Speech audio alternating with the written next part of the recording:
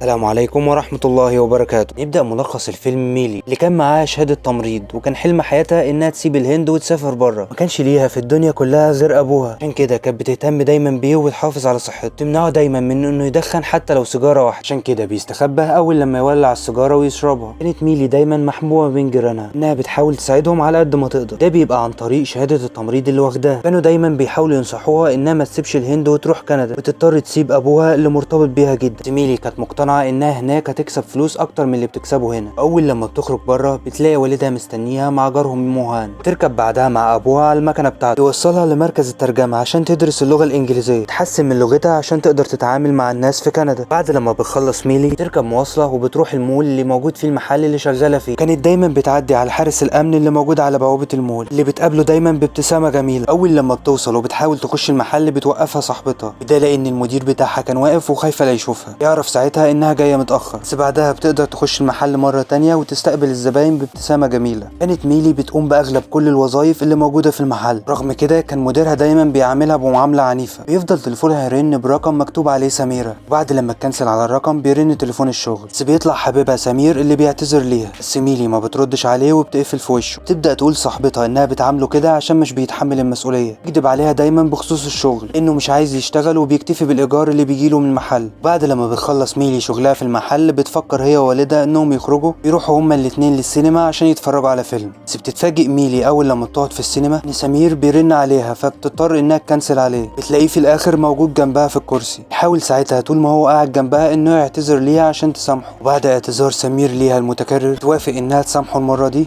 ترجع مرة تانية تقابله وتتكلم معاه. ترجع بعدها ميلي لحياتها العادية، تقضيها ما بين الشغل وشوية تقابل سمير وتعرفوا على أصحابها باهتمامها الكبير بأبوها. يوم من الأيام بيجيلها نتيجة الاختبار اللغة الإنجليزية ويبلغوها إنها نجحت. وقتها بيحزن أبوها أول لما بيشوف النتيجة، إن ده معناه إنها خلاص قربت تسافر كندا. كمان لما بتبلغ سمير بيكون هو كمان حزين. لما بتروح السفارة عشان تجهز ورقها يكون أبوها مش قابل إنه يساعدها، رغم محاولات ميلي الكتير إنها تمنع أبوها من التدخين ده عشان تحميه وتحافظ على صحته، إلا إن باباها ما بيقدرش يوقف بشكل نهائي. لما بتقابله واقف بره البيت بتلاقي السجاير موجودة على ودانه، تاخده وقتها جوه البيت وتخليه تحلف بحياتها، يسلم لها كل السجاير اللي معاه. فعلا بيخش البيت وبيطلع لها كل السجاير اللي كان مخبيها، بيوعدها بعدها انه مش هيدخن مرة تانية، بس بشرط ان اخر سيجارة يدخنها دلوقتي. فعلا بيطلع بره وبيبدأ يدخن السيجارة وهي معاه. بترجع ميلي مرة تانية الشغل بتاعها، وبتكون المرة دي موجودة في التلاجة، تبدأ ترص مع زمايلها اللحوم المجمدة. بيجيلها مكالمة من سمير وبتضطر انها تخرج بره التلاجة، بلغها فيه انه خلاص هيشتغل في الوظيفة اللي كان متقدم ليها، بس للأسف الشغل ده في دلهي ومضطر انه يسافر بكرة، عشان كده بيقول لها ان ممكن يستناها لغاية لما هي تسافر. طبعا ميلي بترفض وبتقول له الشغلانة دي مستنيها من زمان، بتقول له كمان انها تقدر تستأذن من الشغل بدري النهاردة عشان تشوفه. بس وقتها سمير كان متضايق لانه ما كانش عايز يقابلها وهو شارب الخمر. بتروح بعدها للمدير بتاعها عشان تستأذن منه، وافق فعلا انه يمشيها بدري بس بصعوبة شديدة. فعلا بتروح بعدها تقابل سمير. بعد لما بيخلصوا بتركب معاه الموتوسيكل عشان يروح، بس وهما في الطريق بيقابلوا كمين شرطة بيوقفوهم هما الاتنين، ده لان سمير مش لابس الخوذة. بينزلوا العسكري عشان يدفع الغرامة للظابط. اول لما بيقابل الظابط بيبدأ يبص له هو وميلي نظرات مش كويسة. بعد لما بيدفع الغرامة وبيحاول يمشي هو وميلي من المكان بسرعة، يرجع يوقفوا الظابط مرة تانية. اول لما بيقرب منه بيعرف انه شارب خمر. اول لما بيعملوا الاختبار بيتأكد فعلا من كده. يحاول بعدها الظابط انه يتأكد من ميلي هي كمان شاربة ولا لا. بيطلب منها كمان رقم ابوها عشان يبلغه باللي حصل، انها كانت مع شاب غريب في عز الليل ويجي يستلمها من الاسم. يحاول بعدها العسكري اللي معاه انه يستأذن الظابط عشان يمشوا، ده عشان خاطر ميلي، وبيقول لها ان ابوها ساكن في الجوار، بس بيرفض الظابط وبيركب في العربية ومبيهتمش باي حاجة هتحصل بعد كده. فعلا بتروح ميلي الاسم وبتكون مصدومة من اللي عمله سمير، وما كانتش عارفة هتقول لابوها ايه. بعد شوية بيوصل ابوها للاسم. اول لما بيشوفها بيكون مصدوم منها. اول لما بيقعد مع الظابط بيبدأ يبلغه بكل اللي حصل. يبدأ كمان انه يستهتر بوالد ميلي، وجه ليه كلام غير مباشر معناه انه ما قدرش يربي بنته. بعد لما بيسمع والدها كتير من الكلام الجارح ما بيقدرش انه يرد، بيستأذنه بعدها عشان ياخد بنته ويمشي من المكان. تخرج ميلي وبتركب على موتوسيكل والدها. طول الطريق ما بتكونش عارفة تقول له ايه، هو كمان ما كانش بيكلمها ولا كلمة. لغاية لما بيوصلوا البيت بتحاول ميلي انها تكلمه لكن ما بيردش عليها وبيقفل الباب. تاني يوم بيروح والدها السفارة وبيحاول يسفرها بأي طريقة حتى لو كانت تكلفة التذاكر عالية. تستغرب ميلي لانه ما كانش عايز يسفرها في الاول، ياخدها بعدها وبيوصلها للشغل من غير ولا كلمة. ولما بيقابلها الامن المرة دي ما بتضحكش في وشه كالعادة، بتقابله بابتسامة خفيفة. اول لما بتوصل الشغل بتسألها صاحبتها لو كانت دخلت الأغذية اللي وصلت امبارح ولا لا، لا، انها بعد ما دخلت الاكل دخل فار في التلاجة. بيوصل المدير وبيبتدي يلومهم وبيقول لهم مين اللي هيدفع تكاليف الحاجه اللي باظت. بيبدا يزعق لهم وبيقول لهم انه بعد كده مش هيتساهل معاهم. بيسيبهم بعدها ويمشي. بعد لما بتلبس هدومها بيرجع سمير يتصل بيها، طبعا لانها متضايقه منه مش بترد عليه. عشان كده بيضطر سمير انه يجي للمحل اللي شغاله فيه يحاول يعتذر ليها. طبعا ميلي كانت رافضه اعتذاره لان مديرها جنبها ما بتعرفش تقول اي حاجه. يقول لها سمير انه هيمشي الليله ويروح لديلي عشان يستلم الشغل، بس وقتها بيسمعها المدير بيقول لها انها تخلي مشاكلها الشخصيه بعيد عن الشغل. عشان كده بيضطر سمير انه يتعامل معامله الزبون العادي ويطلب اوردر. بيقعد على الترابيزه عشان يستنى ميلي، ولما ما بتجيش عشان تتكلم معاه بيضطر سمير انه يسيب المحل ويمشي. بعد لما بتخلص ميلي الشيفت بتاعها تحاول انها تتصل بوالدها لكن ما بيردش على التليفون. عشان كده بتفضل قاعده في الشغل لغايه وقت متاخر عشان مش عايزه تروح البيت وابوها زعلان منها، مش قادره انها تواجهه. بيروح بعدها كل زمايلها ومش بيبقى غير المدير في المحل. يجي ساعتها طلبات خاصه بالمطعم عشان يستلمها المدير. يطلب وقتها من اخر 2 عمال ماشيين من المكان انهم يدخلوا الطلبات دي للمطبخ. طبعا عشان هم مستعجلين بياخدوها من على الارض بيدوها لميلي عشان تدخلها التلاجة. بعد لما بتسجل بصمه الخروج بسبب الحاحهم الشديد بتوافق ميلي انها تاخدها منهم. بيسجلوا خروج قبل ما يمشوا. تبدا ميلي تاخد الطلبات وتدخلها التلاجة. تخرج مره تانية عشان تجيب باقي الطلبات. لاحظ انها سايبه موبايلها على الترابيزه اللي بره. ولما بيدخل المدير جوه المحل بياخد باله ان باب التلاجة مفتوح. بيفتكر ساعتها ان كل العاملين سابوا المكان وسابوه مفتوح، عشان كده بيروح للباب وبيقفله. نفس الوقت بتكون ميلي موجوده جوه مش بتسمعه وهو بيقفل الباب عليها. بيخرج بعدها المدير وبيبدا يقفل الانوار بتاعه المحل. بيبدا بعدها يتاكد من ميعاد خروج كل الموظفين وانهم مشيوا. وطبعا ميلي كانت مسجله خروج فما بيعرفش انها لسه موجوده. اول لما بيقفل الكهرباء عن الانوار كلها تجري ميلي على باب التلاجة تتفاجئ انه اتقفل عليها وتعرف كده انها لوحدها في المحل. طبعا بتحاول تخبط كتير عشان يسمعها المدير لكن للاسف ما بيسمعهاش. ما كانش معاها غير شنطتها اللي بتخرجها عشان تشوف التليفون بتاعها، بس وقتها بتفتكر انها سايباها على الترابيزه بره. بالشكل ده بيخرج اخر واحد كان موجود في المول. تفضل ميلي لوحدها ومش عارفه تعمل ايه بسبب تاخيرها الكتير اللي اول مره تعمله. بيبدا والدها انه يقلق عليها. حاول سمير انه يتصل بيها لاخر مره قبل ما يسافر بس للاسف مش بترد، بس المره دي كان غصب عنها. تبدا ميلي تحس بالسقعه وهي جوه التلاجة. بتحاول انها تكسر الباب لكن للاسف مش بتقدر. بيحاول ابوها يتصل بصديقتها عشان يعرف هي فين لانها مش بترد على التليفون. بتقول له بعدها انها تتصل باصحابها عشان تتاكد انها مشيت من المحل ولا لا. بيقولوا لها ساعتها انهم مشوا وسابوها في المحل وكان المدير معاها. واول لما بتتصل بالمدير وتساله بيقول لها انها سجلت خروج قبله اللي شافه على الكمبيوتر. ترجع تتصل بوالدها مره تانية وتقول له انها سابت المحل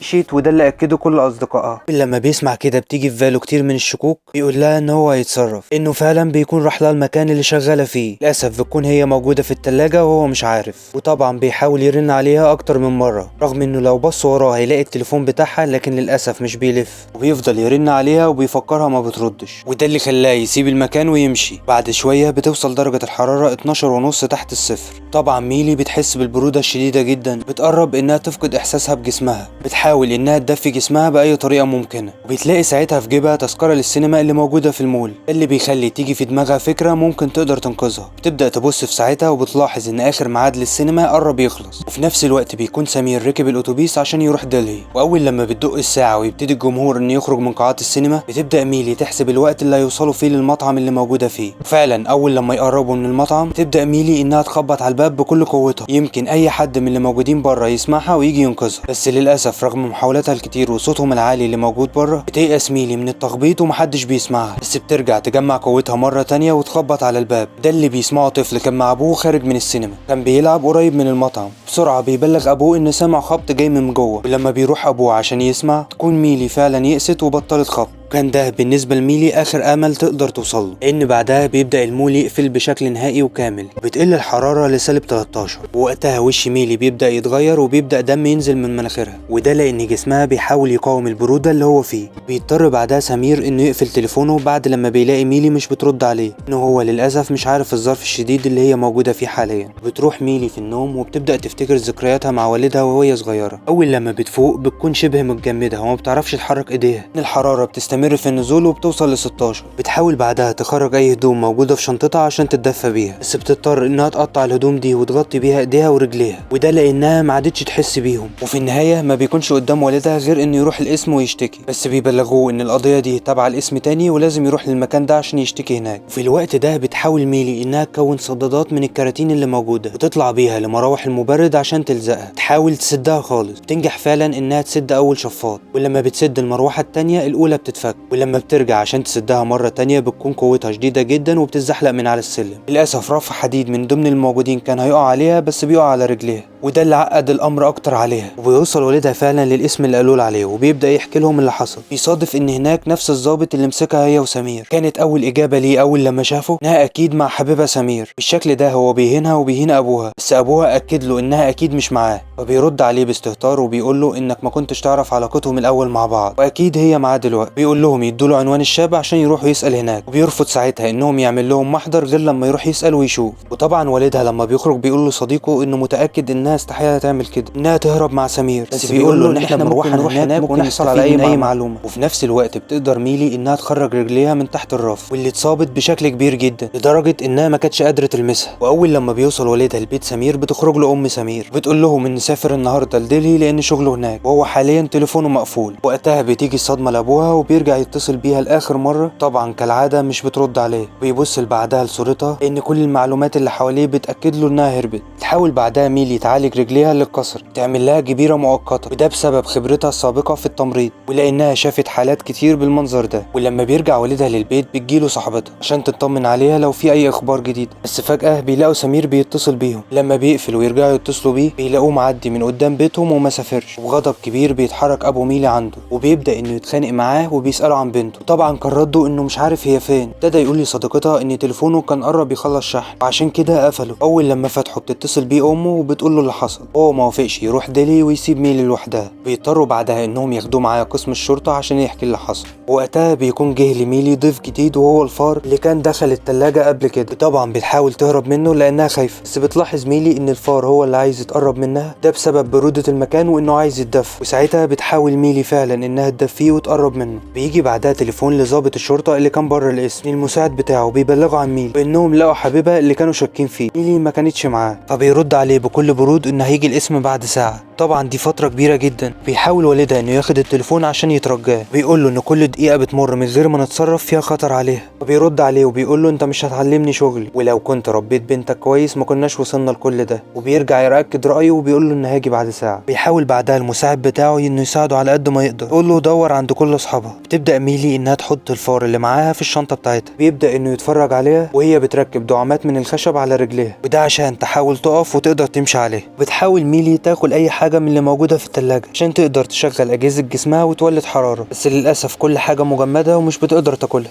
ولما بتبص على الفار بتلاقيه واقف على علبة في ركن من أركان التلاجة، ولما بتاخدها وبتفتحها بتلاقيها شوكولاتة. بتبدأ وقتها إنها تاكل منها، وبتقطع كمان حتة منها وتديها للفار، بس بتلاحظ إنه مش عارف ياكلها، فبتبدأ إنها تدفيله حتة تانية وتديها له. بيبدأ فعلا والدها إنه يسأل كل أصحابها. في نفس الوقت بيجي في بال ميلي فكرة إنها توقف مراوح التبريد. أول لما بتمسك عصاية من الحديد وبتحاول تغرسها في المروحة، بسبب قوة الريش ما بتقدرش إنها تثبتها. وفي نفس الوقت ما بيقدرش والدها يوصل لأي حاجة. ولما بيبص لسمير بيلاقيه بيتكلم في التليفون وبيوصف لحد عنوان. بيشك وقتها إنه بيكلم بنته وبياخد منه التليفون عشان يشوف الاسم. وبيرجع يقول له مرة تانية إنكم لو عايزين تتجوزوا فأنا موافق، بس هو عايز يعرف بس هي موجودة فين، وده لأن والدها لسه شاكك فيه. بس سمير بيأكد له إنه قلقان عليها هو كمان، وأكيد هو عايز يتجوزها بس مش هيعمل كده إلا بموافقته، وهي كمان عمرها ما هتوافق تعمل كده لأنها مش هتخاطر بتربية 24 سنة. وبيوصل بعدها أصدقاء سمير اللي بيحاولوا يدوروا عليها في كل مكان. بتيجي مكالمة لصديقه وبيبلغوه إن الضابط وصل لاسم الشرطة. ولما بتفشل ميلي إنها توقف مراوح التبريد بتكون الحرارة وصلت لسالب 17. بتفتح شنطتها وبتلاقي إنها معاها ولاعة، ومش بيكون قدامها غير إنها تولع شوية ورق من الكراتين وتحاول تتدفى فيهم، وفعلا بتبدأ درجة الحرارة إنها تقل. بس للأسف الورق اللي ولعته ده ولد دخان بكمية كبيرة جدا بسبب إن المكان مقفول كان هيخنقها، وده اللي خلاها تضطر إنها تقفل النار مرة تانية. تبدأ ميلي إنها تعمل بيت صغير من الكراتين اللي موجود حواليها، ده عشان تقدر تخش جواه وتتدفى، وكمان تدخل معاها الفار وتولع الولاعة. وبيوصل والدها لاسم الشرطة مرة تانية ويقابل الضابط واللي كان بيتصرف معاهم بكل برود وعدم تقدير الموقف. وبيقترح عليه سمير إنهم ممكن من خلال تليفونها يقدروا يوصلوا للموقع بتاعها، بس ساعتها الضابط ما بيهتمش بكلامه وبيرفض إنه يعمل كده، ويصمم إن ميلي معاه وإنه واخدها معاه عشان يقضي معاها فترة. وبيبدأ إنه يضربه عشان يعترف بمكانها، لدرجة إن والدها اتضايق من كل الاتهامات اللي عمال يتهمها وكان قرب يضربه. بس بيوصل وقتها كبير المفتشين بيبدأ يعرف القصة كلها، ان دي زيارتهم الثالثة لمركز الشرطة. لغاية دلوقتي الضابط ما تصرفش بأي تصرف، عشان كده ابتدى المفتش انه يحمله اي مسؤولية واي مشكله تحصل لميلي سبب كل الوقت اللي ضيعه. بيطلب منه انه يتصل بمركز الاتصالات عشان يعرفوا مكان تليفونها بالظبط. ولما بنرجع لميلي بتكون الولاعه خلصت، وقبل لما يمشي المفتش من القسم بيطلب من الضابط انه يتصل بيه اول لما يقولوا له على اللوكيشن بتاع التليفون. وبتلاحظ ميلي بعدها ان الفار اللي كان معاها للاسف مات. لما بتحاول تشيل ايديها من قوه التلج بتكون لزقت، بتضطر انها تشيلها بالقوه. ولما بتخرج وبتشوف الفار بتلاقيه فعلا مات. بتفتكر بالشكل ده ان الدور هيبقى عليها. وبيفتكر سمير كشف الخروج اللي بعته لهم المدير. بيبدا يفتكر ان في واحد من اصحابها، ولما مشي كانت لسه ميلي موجوده في المحل. بيبدا يوقف العربيه اللي كان راكبها، ياخد الموتوسيكل بتاع صاحبه ويروح لبيت صديقها اللي خد عنوانه من زميلتها المقربه. في اللحظه اللي بيرن عليها والد ميلي على تليفونها بسبب الفايبريشن اللي موجود في التليفون بيقع على الارض وبيتكسر. وده الوقت اللي كان مركز الاتصالات بيشوف اللوكيشن، بس بيقدر يحدد اخر موقع كان موجود فيه التليفون. وفي نفس الوقت بتحاول ميلي انها ترمي باللحوم المجمده على المراوح بتاعه التبريد يمكن توقفها. بتيجي بعدها مكالمه من ضابط الشرطه من مركز الاتصالات، بيرفض انه يرد عليهم اول مره، وكان جنبه وقتها المساعد بتاعه. ولما بيرجعوا يرنوا عليه مره تانية بيبلغوه انهم هيبعتوا اللوكيشن على الواتساب. وفعلا بيبعتوا اللوكيشن وبيفتح الرساله وبيرجع يقفلها تاني ومش بيبعتها لاي حد. وطبعا المساعد ما كانش في ايده اي حاجه يعملها. ولما بنرجع لميلي بيكون لفت كل جسمها بالاسترتش اللي موجود في الثلاجه، وبتستمر في محاولتها انها توقف ريش المروحه. وفعلا بتنجح انها توقف مروحه من المروحتين اللي موجودين. بيقدر سمير يوصل لاصحاب ميلي وكانوا اخر ناس شافوها. بيقولوا لهم اخر مره شافوها وهي بتحط الصناديق في الثلاجه. ولما بيتصل بصاحبه عشان يقول للمفتش انها موجوده في الثلاجه للاسف بيخلص شاحن التليفون بتاعه. بيضطر انه يروح بنفسه عشان يبلغهم. في نفس الوقت بتحاول ميلي انها توقف المروحه بشكل كامل. في الطريق بسبب سرعه سمير بيعمل حادثه. في المحاوله الثانيه لميلي بتحاول توقف المروحه الثانيه بعد لما كان جسمها كلها قرب يتجمد والطاقه اللي موجوده في جسمها بتخلص، وده طبعا كان باين على جسمها. في نفس الوقت بيحاول مساعد الضابط يترجاه انه يبعت اللوكيشن لكبير المفتشين، بس بيرفض وبيقول له ان لازم ننتقم منه. بيقول له المساعد بس ده ممكن يبقى فيه خطر على حياتها. فبيرد عليه ببرود بيقول له طالما مش اختي ولا مراتي ههتم ليه. وكان كل الحوار اللي داير سمعه شخص موجود في الزنزانه، اللي وقتها ابتدى يفكر. بيبص للمساعد اللي كان موجود بره وابتدى يضرب الشخص اللي كان موجود معاه في السجن، وده اللي خلى الضابط يقوم من مكانه ويسيب تليفونه ويروح جوه السجن عشان يهدده ويضربه. وطبعا المساعد انتهز الفرصه وبيمسك التليفون بتاع الضابط وبيفتحه وبيعرف اللوكيشن وبيبلغ بيه كبير المحققين. واول لما سمير بيفوق من الحادثه اللي عملها بيحاول يوصل للمول مره تانية. وفي نفس الوقت بيكون والدها وصديقه موجودين قدام المول، وبيبدا يلوم نفسه انه ما كانش بيرد على بنته، عشان كده ما كانتش عايزه ترجع البيت لانها مش عارفه تواجهه. في نفس الوقت بيجي مع تغيير الشفتات بتاع حراس الامن، بيقدر يعرف ان هم واقفين عشان بنته ما رجعتش من امبارح. بيساله لو كانت هي شغاله في المول ولا لا. وقتها بيطلب منه انه يوري له صورتها، ولما بيشوفها بياكد له ان بنته ما غادرتش المول. وفي نفس الوقت بيوصل للمكان كبير المفتشين وبيدخل المول وبيبتدوا يدوروا في كل مكان في المول. وفي نفس الوقت بتكون ميلي جوه الثلاجه وبتكون خلاص تفقد روحها بشكل تدريجي. بيكون والدها ومعاه كبير المفتشين واقفين قدام المطبخ مستنيين المدير عشان يفتح لهم الباب. بتكون الحراره وقتها وصلت ل 18 تحت الصفر. بتلاحظ ميلي ان الجدار مربوط بمسامير، بتحاول انها تفك الجدار ده التوكه اللي موجوده في شعرها. في نفس الوقت بيكونوا كلهم منتشرين في المول وبيدوروا عليها، وبيقف والدها وسط المول وما بيبقاش عارف يدور فين، لغايه لما بتقدر ميلي انها تفتح فتحه في الجدار اللي كان موجود فيها مواسير الصرف. في اخر محاوله ليها بتحاول تخبط يمكن حد يسمعها، كانت المواسير متوصله بخراطيم المطافي. في اللحظه دي بيعدي والدها من جنبها، بيسمع الخبط ده وكمان الطبق اللي وقع من ايديها. ولما بيفتح الباب وبيشوف الطبق بيرجع يبص فوق بيتاكد انها بنته. وبتفقد ميلي اخر امل كان عندها، بتقع على الارض تبدأ إنها تفتكر كل ذكرياتها من يوم ما كانت صغيرة. وفي اللحظة دي بيوصل سمير المول وبيكون معاه مدير المحل، وبيفتحوا بأقصى سرعة الباب بيتحركوا للتلاجة اللي موجودة فيها ميلي. أول لما بيفتحوها بيلاقوها مرمية على الأرض، وبيحاول والدها إنه يفوقها وبيفكروا اللحظة إنها ماتت. ولما بيبدأ والدها إنه يحضنها بيحس بإيديها وهي لسه بتتحرك، بيعرف وقتها إنها لسه عايشة. بأقصى سرعة بيشيلوها وبيودوها المستشفى، ويطمنهم إنهم جابوها في الوقت المناسب، إنها عندها شوية مضاعفات ولسعات صقيعة على كل جسمها بس هتخف منها بشكل تدريجي. وقتها بيستغرب الدكتور انها ازاي عاشت درجة حرارة سالب 18 لمدة 5 ساعات. بيبدأ بعدها كبير المفتشين يلوم مدير المحل انه مش مركب جهاز انذار لجوه التلاجة، بيتصل كمان بالظابط وبيبدأ يلومه على تقصيره وبيبلغه انه متحول للتحقيق. واول لما بتفوق ميلي بتكون مبسوطة انها شافت ابوها وسمير موجودين مع بعض، بتأكد له وقتها انها تفضل باقي حياتها جنب والدها مش هتسافر لأي مكان. واول لما بيخرج والدها بره بيقابل حارس الامن اللي كان جاي عشان يطمن على بنته، بيسأله وقتها هو ازاي كان متأكد ان بنته لسه في المول. بيرد عليه وبيقول له انه شغال حارس بقاله 35 سنة، كل يوم بيعدي عليه آلاف من الناس، مفيش اي حد بيعبره ولا حتى بيبصله غير بنته ميلي، هي اللي بتعدي عليه كل يوم وتبتسم له. ده اللي خلاه واثق انه ما شافش ضحكتها ليلة امبارح. قبل لما يمشي الحارس بيسأله عن اسم بنته. وبس كده يا سيدي، دمتم في امان الله. كل اللي وصل للاخر انتوا احلى واجدع ناس.